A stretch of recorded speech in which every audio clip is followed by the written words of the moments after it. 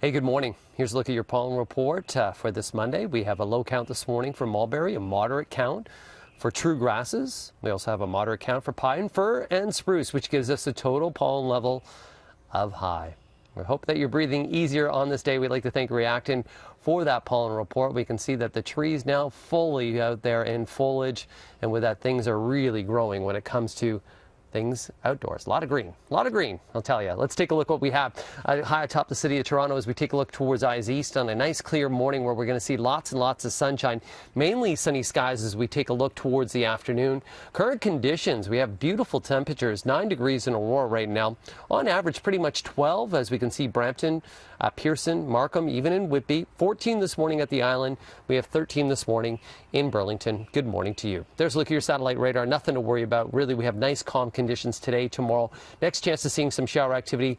That happens on Wednesday. Today's high, 26. It's comfortable. Not a lot of humidity. Tomorrow, humidity builds, 31 with a humidex of 38. A little bit cooler down by the lake. And then on Wednesday, we'll see some shower activity, about a 40% chance.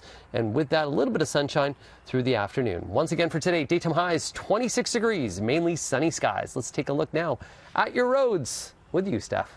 Thank you so much, Frankie. Yeah, we're taking a look at the roads this morning, and I will say that for the most part, they're okay, but they're not your friend for sure. We're looking at a problem over on the southbound 400, where we still have the 3 right lanes blocked, and it's all because of a collision. You can kind of see we have MTO on the scene, emergency crews on the scene here. The southbound 400 is jammed solid from Finch, so a very, very slow go right now on the southbound 400. It looks like a lot of people are deciding to bail off at Finch, which is a good idea, but do know if you do that, you'll want to head over to Weston because you can get onto the 401 at Weston. You can't get onto the 401 using Jane, so do keep that in mind. Outside of that, we are still looking at this issue on the westbound 401 west of Markham in the Express. 2 left lanes blocked because of a collision. MTO is currently on the scene. The westbound 401 is solid from about Morningside, both in the Express and Collector lanes, but you can see that the Express is just inching along. The Collectors is moving a lot better through this area. So all in all, it is not the best driving through Scarborough right now on the westbound 401. Eastbound 401, just looking at volume delays from the 427 to about Weston, alternately Express and Collectors.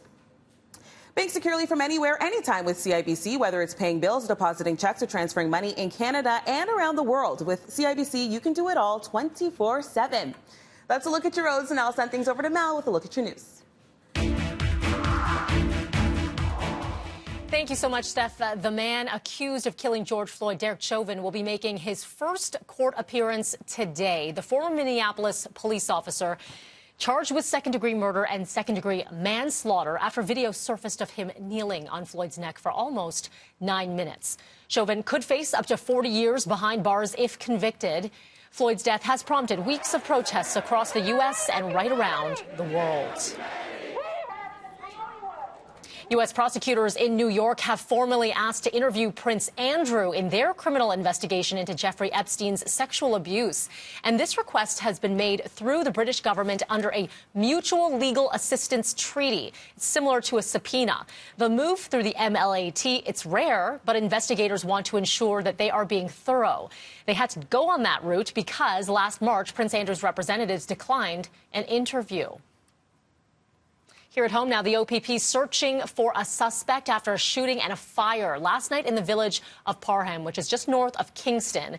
And police are on the hunt for this man. This is 42-year-old Brian Daniel Mosher, who is considered dangerous. The suspect, described as 6 feet tall, about 255 pounds, gray hair, last seen wearing a black shirt and beige shorts. One person was wounded, is expected to survive. Afterwards, after this shooting, a fire was set in a home. It spread to a neighboring church. Significant damage here. As always, you're asked to contact police. You can do this through Crime Stoppers anonymously as well, but do not approach this suspect.